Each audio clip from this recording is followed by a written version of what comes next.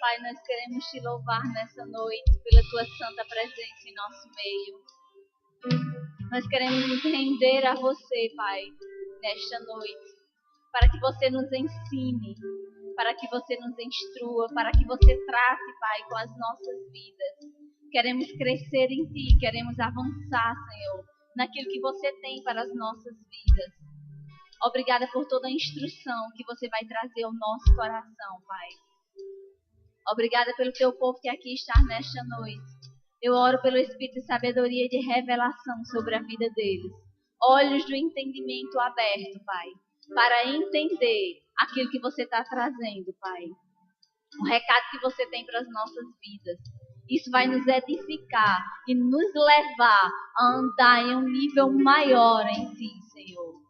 Nós te damos graças pela unção de ensino, nos instruindo, nos trazendo visão e revelação da Tua palavra, Pai.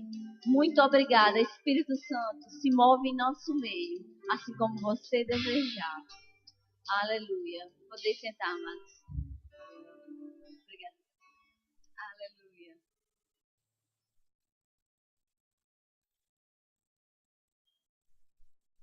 Aleluia. Glória a Deus. Amém? Como o Adriano falou aqui no começo, já que você veio, abre teu coração, que Deus tem algo para te falar nessa noite, para te ensinar. E isso, amados, vai levar você a andar mais empolgado com as coisas do Senhor. Sabe que Deus colocou no meu coração para estudarmos nessa noite acerca daquilo que arde no coração do Pai, acerca da visão do coração de Deus, vidas. Amém? Então, amados, que essa visão de Deus também esteja no nosso coração. Que a visão de Deus também seja a nossa visão. Então, vamos ver algumas coisas pela palavra. E isso vai nos motivar a andar nesta visão. A não saber que ela existe, só que ela existe. A não simplesmente olhar para ela, contemplá-la ou achá-la bonita. Mas a andar com ela. Amém? Então, esse é o propósito desse estudo dessa noite. Nós vamos ver algumas coisas concernentes à visão de Deus. Isso vai trazer mais clareza e nos iluminar por dentro. Amém? E eu sei que você já sabe disso, mas eu quero te perguntar uma coisa. O que arde no coração do Pai? Vida, não é verdade? Agora, o que arde no teu coração? Aleluia. Deixa eu te dizer uma coisa, se o que arde no coração do Pai não é o que arde no teu coração, não é o que arde no nosso coração, amados, algo não está ajustado. Mas sabe, Deus quer fazer esse ajuste nessa noite. Amém? Aquilo que arde no coração do Pai, aquilo que é a visão do Pai, deve arder e ser a nossa visão. Amém? Porque como seus filhos, estamos aqui para dar continuidade àquilo que Jesus fez. Alcançar, levar vidas para Ele, para o seu reino. Amém? Aleluia. Quando você anda na visão de Deus, você está andando na perfeita vontade do Pai. Amém? E andar na visão de Deus é andar no que Ele te chamou para fazer. Abre aí a tua Bíblia no livro de Provérbios, no capítulo 29, verso 18. Aleluia. Vidas é a visão de Deus. Provérbios, capítulo 29, verso 18, diz assim: não havendo visão, ou algumas traduções, profecia, o povo se corrompe, mas o que guarda a palavra de Deus é feliz. Sabe, amados, esse se corromper pode ter um sentido também de você ficar perdido, ou sem rumo, ou sem saber o que fazer. Isso é uma verdade. Quando não temos um foco na nossa vida, mesmo que seja naturalmente, quando você não sabe o que fazer, não sabe que passo deve dar, amado, você fica perdido. Eu já fiquei assim um tempo na minha vida e eu sei que é muito ruim. Por isso que é importante nós avivarmos a visão de Deus dentro de nós, para que não nos desviemos dela. Não precisa você abrir, mas em Abacuque, no capítulo 2, no verso 2, diz assim: escreve a visão, grava sobre tábuas, para que a possa ler até quem passa correndo. Então, amados, isso nos diz que algo deve ser feito com a visão. Como eu falei no princípio, você não deve só olhar para ela ou saber que ela existe. Mas esse escrever ou colocar isso diante dos teus olhos, lhe fala, amados, que você precisa fazer alguma coisa com isso. Essa visão precisa estar avivada dentro de você. Se você não tem clareza, se isso não está diante dos seus olhos, nós acabamos nos envolvendo com outras coisas e saindo do foco. Saindo daquilo que é o principal para Deus. E o principal para Deus, amados, deve ser o principal para as nossas vidas. Amém? Aleluia. Então vamos ver um pouquinho disso. Abre tua Bíblia no livro de Gênesis. Nós não vamos ler nada aqui, mas eu quero que você abra sua Bíblia aqui em Gênesis 1. Quando você olha para o capítulo 1, 2 de Gênesis até o capítulo 3, você vê coisas tremendas que aconteceram aqui. Você vê a visão de Deus aqui expressa. Você vê a criação no capítulo 1. Você vê Deus, aquilo tudo que Deus fez. E no último dia, Deus criou o homem. No sexto dia, aliás, no último dia de criação. Porque no sétimo foi o descanso. Mas, amados, percebam uma coisa. Por que Deus criou o homem só lá no sexto dia? Porque Ele queria que tudo tivesse pronto. Tudo tivesse certinho, ajustado, para que o homem estivesse no melhor lugar. Com tudo ali que ele precisa.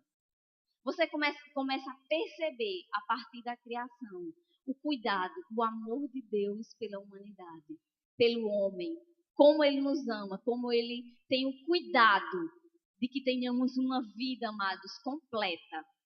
Uma vida repleta, uma vida satisfeita. Então, a partir daí, nós percebemos isso. E se você dá uma olhada, amados, em todo o Antigo Testamento ou na Antiga Aliança, você vai percebendo, até o Novo Testamento, digamos assim, esse cuidado de Deus com a humanidade. Amados, as coisas que precisamos aqui na Terra, e eu falo de coisas naturais, elas não são tão importantes. Precisamos, sim, delas. Mas quando tiramos o foco disso e colocamos o foco certo na visão de Deus, amados, essas coisas naturalmente vêm para você. Porque Deus já prometeu na tua palavra, amados, que se buscarmos o reino dele, em primeiro lugar, as demais coisas nos seriam acrescentadas. Faz esse teste na tua vida para você ver. Eu já provei disso.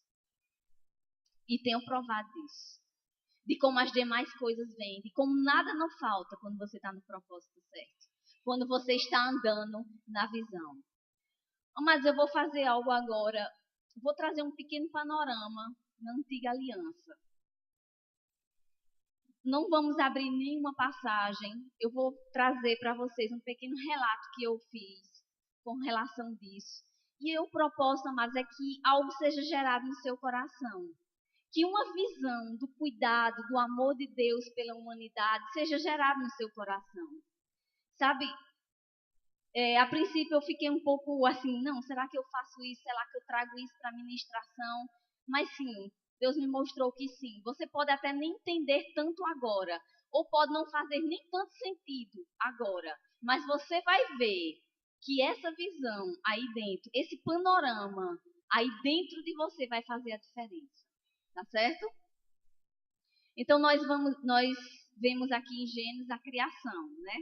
Como Deus criou o homem, o cuidado que ele teve, o zelo teve de deixar tudo preparado, tudo aquilo que o homem precisava. Mas algo aconteceu e o homem pecou, não é verdade?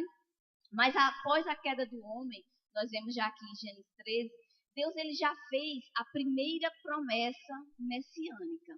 Ele já prometeu, ele já estava dizendo para a humanidade que as coisas não iriam ficar daquele jeito, que ele iria fazer algo para resgatar o homem, aquela posição que ele o criou, para estar junto do Pai, para andar com ele. Então ele já fez essa promessa, que ele não abandonaria a sua criação. Por causa do pecado, amados, a humanidade ele se corrompeu. Então Deus levantou Noé para construir uma arca e salvar aqueles que ainda o temiam, pois destruiria a humanidade por meio de um dilúvio. Após isso, Deus fez uma aliança com Noé que nunca mais destruiria a terra. E essa aliança, Deus colocou um símbolo para isso, que é o arco-íris. Então ele diz, toda vez que um arco colorido aparecer nos céus, eu me lembrarei da aliança que eu fiz com o homem, que nunca mais o mundo seria destruído desse jeito. Então Deus já estava começando a mostrar o cuidado que ele tinha, o esforço que ele estava fazendo para restaurar aquela condição do homem. Passado algum tempo, Deus chamou um homem, Abraão, por meio dele e por meio dele e da sua descendência iria abençoar toda a humanidade. Isso aconteceu da criação até o dilúvio, amados, foram mais de 1.600 anos. Não há uma data exata, segundo os estudiosos, alguns divergem, mas com certeza mais de 1.600 anos. E algum tempo depois do dilúvio, cerca de uns 350 anos mais ou menos, foi quando Deus convocou Abraão e fez a promessa que por meio dele e da sua descendência alcançaria a humanidade. Então, da descendência de Abraão, Deus levantou a José, seu bisneto. José era filho de Jacó, filho de Isaac, filho de Abraão, para anunciar o resgate do seu povo do Egito. Ele fez menção do êxodo dos filhos de Israel. Enquanto ele estava lá no Egito, no cativeiro, quando estava para morrer, ele disse que os ossos deles não ficariam naquela terra. Ele já estava declarando o que ia acontecer, o que Deus já estava providenciando, o que já estava no coração do Pai para o seu povo. Após a morte de José, inicia-se um cativeiro de Israel durante 400 anos. Eles ficaram no Egito sendo escravos. Então Deus levantou Moisés para resgatar o seu povo do cativeiro do Egito e levá-los à terra prometida. Isso é o que nós chamamos de Êxodo. Mas o povo era murmurador e não conhecia o que Deus fazia. Por causa da murmuração do povo, eles peregrinaram 40 anos no deserto. Então, em meio a isso, Deus direciona Moisés a construir o tabernáculo. E olha que interessante. Mesmo em meio a tanta murmuração do povo, a tanta reclamação, um coração tão errado e tão distante de Deus que o povo se encontrava, Deus ainda direcionou Moisés a construir o tabernáculo, que foi o meio que Deus encontrou de estar no meio do seu povo. Aleluia. Após a morte de Moisés, Deus levanta Josué para conduzir o seu povo à terra prometida, à terra de Canaã. Como bem sabemos, toda aquela geração não entrou na terra prometida. Só 2 deles entraram, porque tinham o coração no Senhor, porque tinham a visão de Deus. Após a morte de Josué e da geração do seu tempo, ele levantou outra geração que não conhecia o Senhor, nem tampouco a obra que ele fizera a Israel. Então a Bíblia diz que fizeram os filhos de Israel, que eram mal aos olhos do Senhor, e serviram outros deuses. Acendeu-se então a ira do Senhor contra esta geração, mas Deus não os abandonou e levantou juízes para o seu povo, até o profeta Samuel. Mas eles não os ouviram. A Bíblia diz que quando Deus levantava um juiz, era com ele para livrar o seu povo das mãos dos inimigos. Mas o povo continuava rebelde e violava a aliança com Deus. Neste tempo ainda não havia reis em Israel. Cada um fazia o que bem lhe parecia. Então Israel, o povo de Deus, pede ao profeta Samuel que um rei seja construído sobre eles, seja instituído sobre eles, assim como tinham as demais nações. Com essa atitude, estava negando o Senhor como seu rei. Deus fez o que eles pediam e constituiu um rei sobre eles. Deus levanta reis sobre a nação de Israel. E Saul foi o primeiro rei de Israel. Isso revela a misericórdia de Deus, que apesar de tudo, Deus atendia ao clamor do seu povo. Mas Deus rejeitou Saul como rei e levantou outro em seu lugar, Davi, homem segundo o coração de Deus. Por meio de Davi, Deus promete que da descendência dele, conforme a promessa, traria a Israel um Salvador, Jesus Cristo. Quando Deus disse para ele: quando os teus dias forem completos, farei levantar depois de ti o teu descendente, que sair das tuas entranhas, e estabelecerei o seu reino. Então, amados, por meio dos profetas, tanto os profetas maiores como profetas melhores, Deus anunciou à humanidade a Jesus Cristo. Eles apontavam, tudo apontava para Jesus Cristo. E no Novo Testamento, nós vemos o cumprimento disso. Então, isso é só uma visão panorâmica, uma visão bem geral. Há muito mais coisas aqui envolvidas, aqui nesse meio. Mas isso, amados, mostra o coração de Deus. Como Ele é amoroso. Como Ele está pronto, amados, para fazer algo na sua vida, mesmo quando erramos, mesmo quando murmuramos. Basta que tão somente, amados, reconheçamos o nosso erro, possamos pedir perdão a Ele, nos voltar para Ele, e Ele está ali pronto para agir na nossa vida. Amém? Então, amados, o que esses relatos nos mostram? Que Deus é bom, que Ele não desiste de nós, que vidas estão no seu coração. Que Ele não vai desistir, amados, das vidas que ainda não têm salvação. E que essa visão precisa estar no nosso coração. Nós não podemos desistir daqueles que ainda não foram alcançados. Nós não podemos nos cansar porque alguém não quis, porque alguém não te escutou, porque alguém não te deu ouvidos ou porque alguém murmurou. Nós não devemos desistir dessa pessoa. Amém? Pede a Deus e Ele vai te dar estratégias no teu coração de como alcançar de uma forma diferente essa pessoa. Às vezes você talvez não vai nem mais chegar perto dela, mas você pode interceder por ela. Mas, amados, esse sentimento que há no coração do Pai tem que estar no nosso coração. Não podemos desistir das vidas. Amém? Pega a visão de Deus. Não desista das vidas, amados. Faça alguma coisa para o Senhor. No Novo Testamento, amados, nós vemos Jesus, que é o plano perfeito de Deus para resgatar a humanidade. Desde o princípio, ele foi anunciado. Durante todo o Antigo Testamento, a Antiga Aliança, estavam apontando para ele, para aquilo que ele ia fazer, para a redenção que se daria por meio dele. Então eu te pergunto, para que Jesus veio? Qual o propósito? O que ele fez ou por que ele morreu? Todas essas respostas, amados, levam a uma coisa só, para resgatar vidas. A visão de Deus estava no coração de Jesus. Enquanto ele esteve aqui, ele sofreu. Ele foi tentado. Ele precisou enfrentar pressões, enfrentar pensamentos contrários. Ele foi tentado, mas ele perseverou. Ele foi até o fim, porque vidas era importante. Amém? Abre a sua Bíblia no Evangelho de João, no capítulo 3, verso 16. Veja o que estava escrito a respeito de Jesus. João 3, 16 e 17.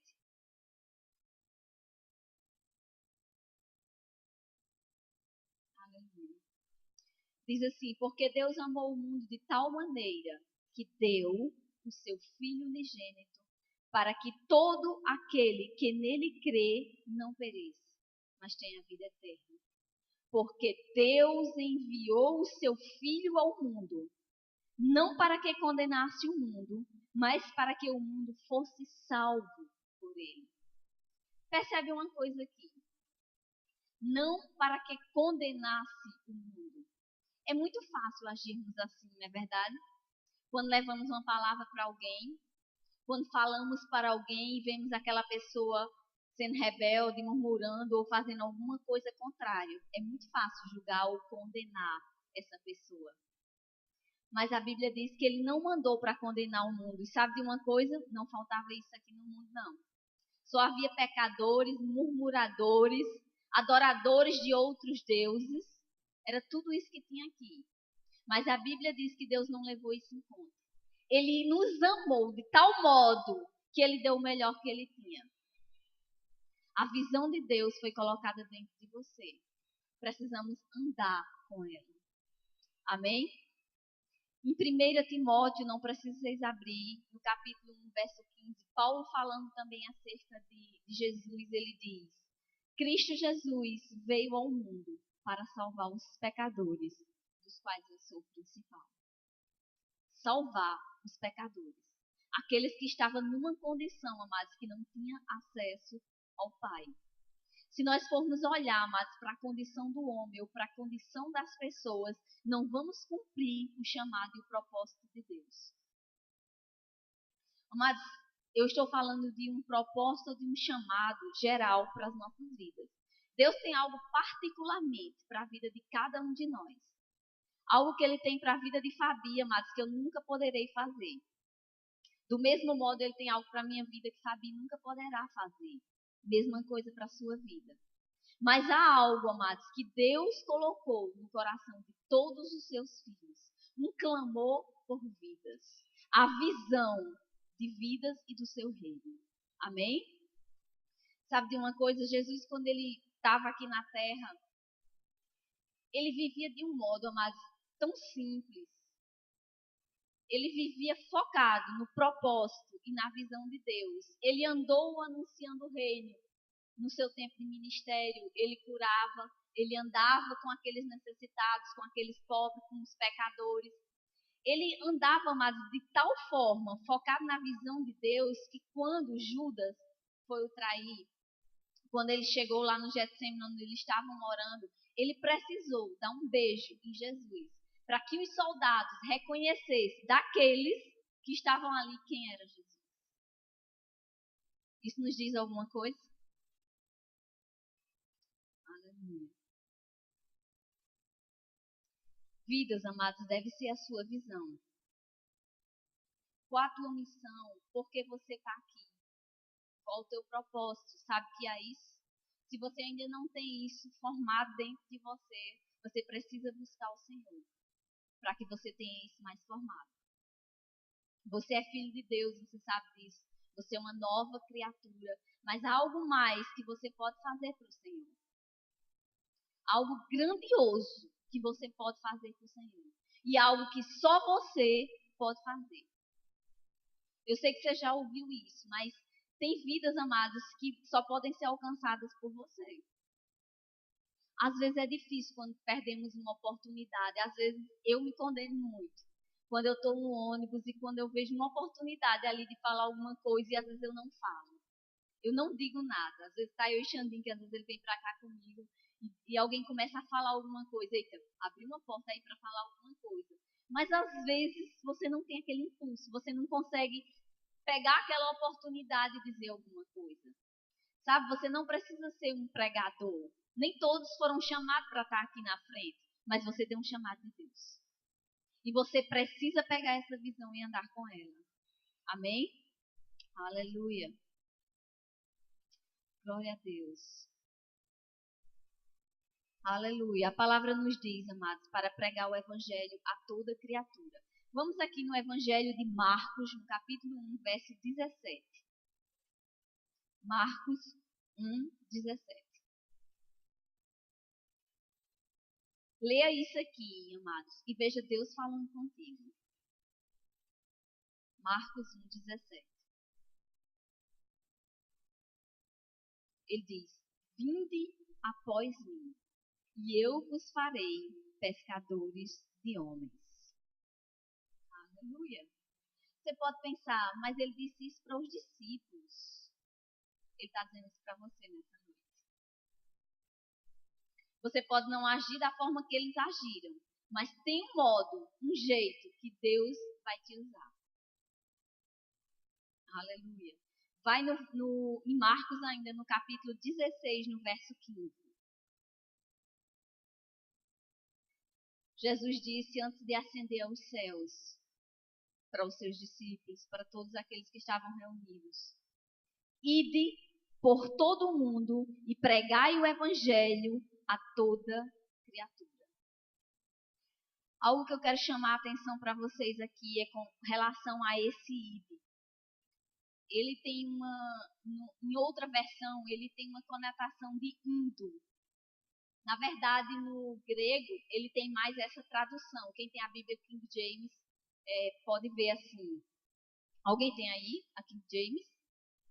Tem, Fabi? Poderia ler?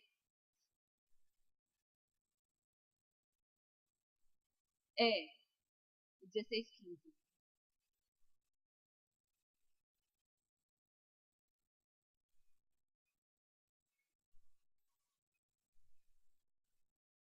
Isso mesmo. Enquanto estiveres indo. Você pode pensar, mas isso não quer dizer a mesma coisa?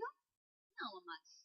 Se você prestar atenção, esse id, ele traz uma conotação id por todo mundo. Não, eu só vou pregar se eu cruzar as fronteiras.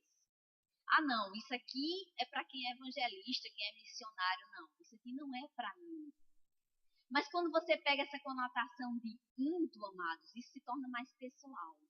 Isso traz mais para você, indo, aonde você estiver, por onde você for, anuncie o meu evangelho.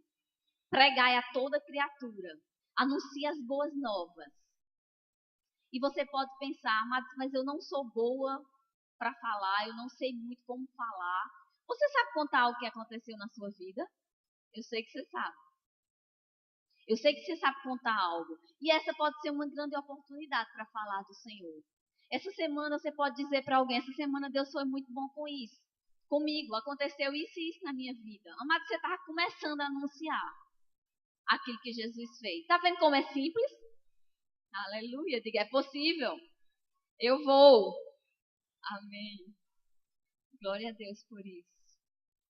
Então, Jesus, amados, nos deu a tarefa, ou nos encarregou de anunciar as boas novas. A Bíblia diz, amados, que até os anjos queriam fazer isso. Mas isso foi colocado sobre as nossas vidas. Isso, amados, não é para trazer peso, mas é para nos motivar. Isso é para nos colocar, amados, na condição daquilo que Deus fez. Sabe que às vezes o pastor Eduardo costuma falar, quando eu estiver diante de Deus, eu não quero, como é que o pastor diz? Prestar contas. Não quero ter nada assim de cobrança, digamos assim, daquilo que eu não fiz. Mas eu quero fazer tudo que Deus colocou na minha mão para fazer. Sabe, mas Deus vai te usar do teu jeito. No teu modo de falar, no teu jeito de falar, com aquilo que você pode fazer, aonde você pode ir. Tão somente Ele deseja que você só se prontifique a isso. E o restante Ele lhe capacita a fazer. Amém? Então, amado, se você quer ser semelhante a Cristo, a coisa mais grandiosa que você pode fazer é alcançar vidas. Mas você pode até ser uma pessoa super espiritual, ou viver orando, ou fazendo grandes coisas para o Senhor. Mas a coisa que vai te tornar mais parecida com Cristo é alcançar vidas. É cuidar de vidas, é se importar com vidas. Amém? Eu li num livro de T.L. Osborne, ele diz, um evangelista, ele diz assim, o pecador nunca terá a visita de Cristo se você não for até eles para lhes falar em seu nome. Isso é uma verdade. Amém? Deixa eu te dizer uma coisa. Abre aí no livro de Atos, no capítulo 1, verso 8. Atos 1, 8.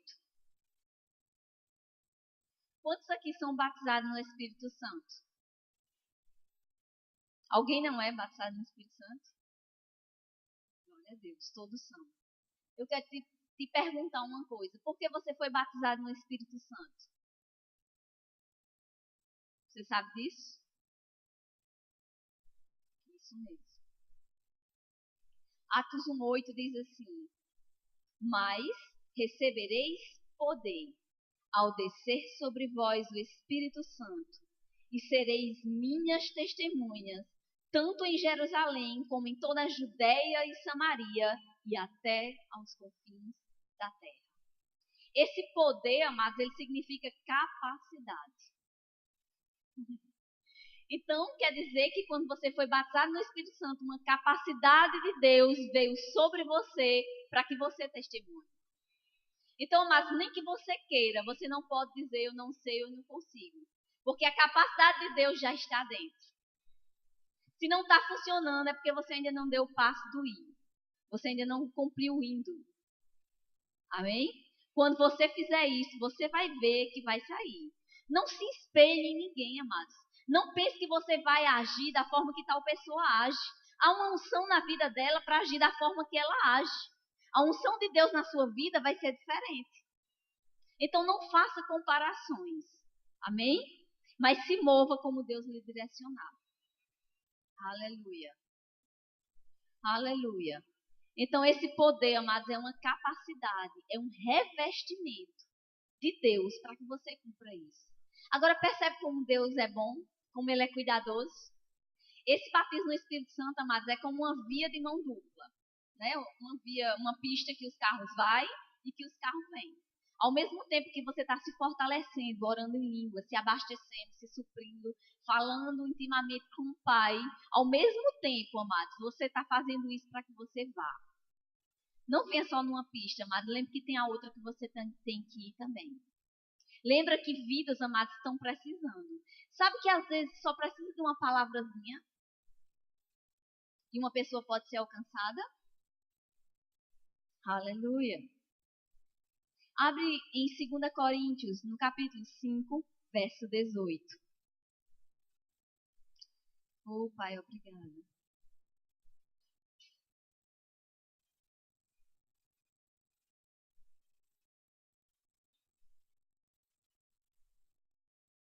Segunda Coríntios, capítulo 5, verso 18.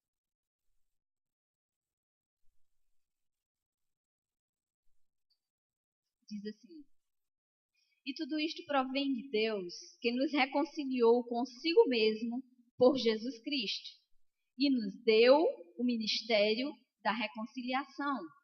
Isto é, Deus estava em Cristo reconciliando consigo o mundo, não imputando aos homens os seus pecados, e nos confiou a palavra da reconciliação. Preste atenção que ele diz, nos confiou. Amados, você só entrega algo a alguém, algo que é precioso, algo que é importante se você confiar nessa pessoa. Então Deus está nos dizendo aqui que Ele confia em você.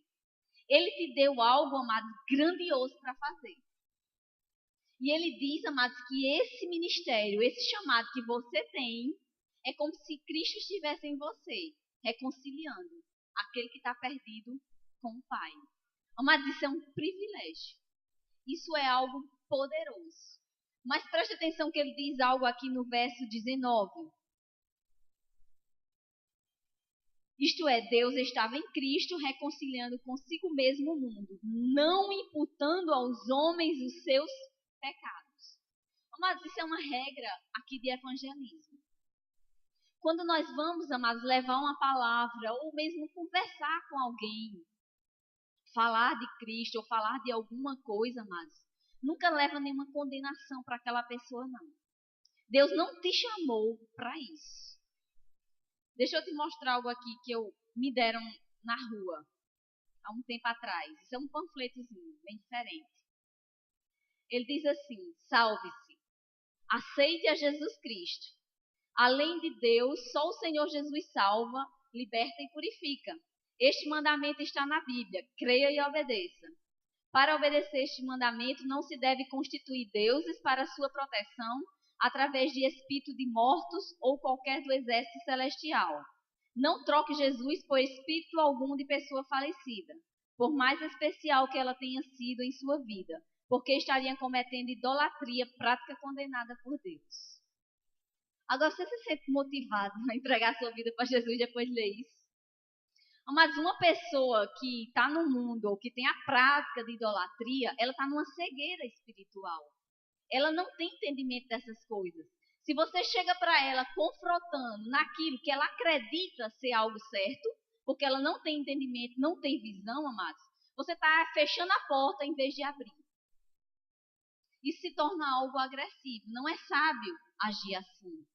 Então, o Senhor nos diz aqui pela palavra, não imputando aos homens os seus pecados. Não apontando defeitos ou erros, mas amando elas, anunciando o reino, anunciando aquilo que Jesus fez, falando da forma que Ele te direcionar a falar. Amém? Assim que eu me converti, eu fazia muito esse trabalho de evangelismo lá em Santa Luzia. A gente saía em algumas casas. E eu lembro de uma vez que eu fui com a esposa do pastor e outra mulher na casa de uma pessoa. E quando a gente chegou lá, amados, na sala, acho que não tinha espaço mais para quase nada, só imagens, em todos os cantos. E uma pessoa que estava junto, ela começou a falar dessas imagens. Eu era bem bebezinha mesmo, eu tinha acabado de nascer, mas eu sabia que isso não era certo. E me doeu ela fazendo isso. E pior, no outro dia, ela voltou sozinha na casa dessa mulher, porque tinha um certo conhecimento, falou com essa mulher, fez ela destruir todas as imagens. Eu não me lembro bem qual foi o resultado disso, mas isso não foi uma forma certa, sabe, de fazer. Se você anuncia a Cristo, amado, se essa pessoa entrega a sua vida a Jesus, os olhos dela vão ser abertos. O Espírito vai mostrar essas coisas para ela. Ela não vai mais querer isso na vida dela. Mas não sou eu nem você que vamos fazer isso. Deus não nos chamou para isso. Amém? Mas para anunciar as boas novas. Amém? Então, o poder, amados, do Criador já está dentro de você. Pega essa visão, anda com ela. Amém? Não vamos fazer como Moisés. Eu quero que você abra a Bíblia lá em Êxodo, no capítulo 3. Vamos ver só rapidamente aqui, alguns versículos aqui. Para que isso não nos sirva de exemplo. Essa atitude que Moisés teve aqui, Êxodo capítulo 3 e 4. Aqui fala quando Deus estava convocando Moisés e chamando ele para falar com o Faraó, para libertar o seu povo. Mas nesse pequeno trecho, nesse capítulo 3, no capítulo 4, por 4 vezes, Moisés colocou uma desculpa diante de Deus para não fazer aquilo que Deus o tinha chamado para fazer. Nós vemos aqui no capítulo 3, a partir do verso 7, Deus diz assim para ele: de fato, tenho visto a aflição do meu povo que está no Egito, e tenho ouvido o seu clamor por causa dos seus opressores, e conheço os seus sofrimentos. Então, no verso 10, ele diz assim para Moisés: vem agora, Deus tem pressa, amém? E eu te enviarei a Faraó, para que tires do Egito o meu povo, os filhos de Israel. Então Moisés coloca a sua primeira desculpa diante de Deus. Então ele diz, no verso seguinte: então Moisés disse a Deus: quem sou eu para que vá a Faraó e tire do Egito os filhos de Israel? Sabe que tem gente usando essa desculpa? Quem sou eu, Senhor? Não, eu não tenho capacidade para fazer isso. Eu não estou pronto para fazer isso. Não é assim? Mas quem disse você está pronto ou não ao Senhor? Se Ele te chamou, é porque Ele vê que você está pronto. Lembra que a unção, o poder dele, a capacidade dele já foi colocada dentro de você. Então você pode. Amém? Veja o que Deus diz para ele no verso seguinte. Respondeu-lhe Deus: certamente eu serei contigo. Mas Deus não precisava nem dizer isso certamente. Mas ele ainda enfatizou isso. Certamente eu serei contigo. Quanto mais hoje, amados, que ele está dentro de você na pessoa do Espírito Santo. Você ainda acha que não pode conseguir, ou que não está pronto, ou que não sabe? Vamos um pouquinho mais para frente. No capítulo 4, no verso 1. Aqui nós vemos a segunda desculpa. Depois dessa primeira desculpa, Deus, além de dizer isso, Deus mostra para ele algumas coisas. Diga que eu sou, me revelou a você. E Deus fala algumas coisas para Moisés para falar diante de Faraó. Então aqui no capítulo 4, no verso 1, ele diz: Então Moisés responde novamente a sua segunda desculpa. Mas se não crerem em mim, nem ouvirem a minha voz e disserem, o Senhor não te apareceu. Depois de Deus dizer isso tudo. Mas Deus é paciente, amém? Então Deus mostra para Moisés algumas provas, algumas coisas que ele poderia fazer diante do faraó. Como da vara, né, se transformando em cobra, da mão que fica leprosa, da água que vira sangue. E Deus disse que ia fazer esses sinais diante dele, para que eles acreditassem. Mesmo assim, Moisés ainda usa outra desculpa, aqui no verso 10. Então disse Moisés ao Senhor, Senhor, eu nunca fui eloquente, nem antes nem depois que falastes ao teu servo. Sou pesado de boca e pesado de língua. Eita, que tem muita gente dizendo isso. Senhor, eu não sei falar, eu não sou boa nisso. Manda outra no meu lugar. Mas Deus quer você. O que você vai falar, como você vai falar, amados, não importa. É do seu jeito que Deus vai te usar. Aleluia. Olha o que Deus diz para ele. Quem fez a boca do homem? Ou quem fez o mudo, ou o surdo, ou o que vê, ou o cego? Não sou eu, o Senhor? Vai, pois, agora. Deus tem pressa. Eu serei com a tua boca e te ensinarei o que hás de falar. Mas depois dessa, era para Moisés ter fechado a sua boquinha e não ter dito mais nada. Mas ele ainda fez uma quarta murmuração. Mas Deus dizendo, eu sou contigo. Eu vou colocar na tua boca o que você há de dizer. Você sabendo que ele é o Todo-Poderoso, que ele pode fazer coisas maravilhosas, que ele já mostrou os sinais que ele poderia fazer. Veja o que Moisés ainda diz. Verso 14. Então se acendeu a ira do Senhor. Eu acho que eu pulei. Não, verso 13, perdão. Moisés diz. Ele, porém, diz, Senhor, envia aquele que há de enviar. Ou seja, não, envia outro que não tem jeito não. Eu não dou para esse negócio não. Isso não dá para mim não.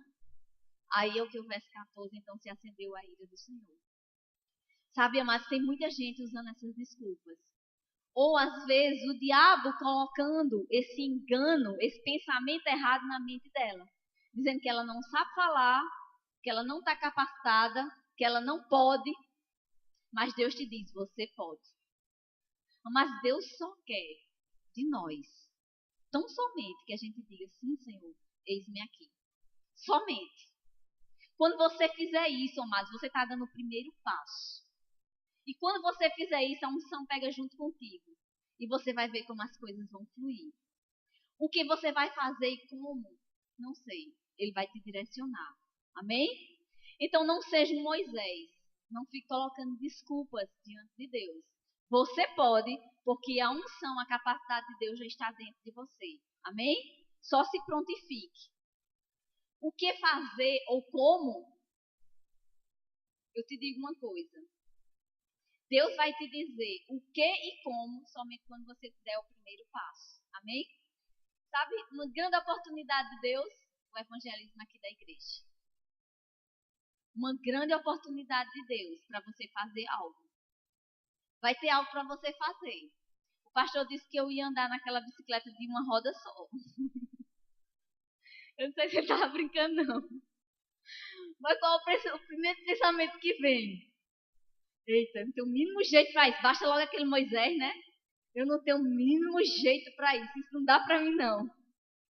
Mas às vezes Deus não quer que você faça isso, não. Mas Ele só quer o teu coração. Ele só quer a tua prontidão de coração. Se for isso, amém. Vai ter uma graça, né? Porque eu acho que eu não tenho muito equilíbrio para andar numa bicicleta de uma roda só, não.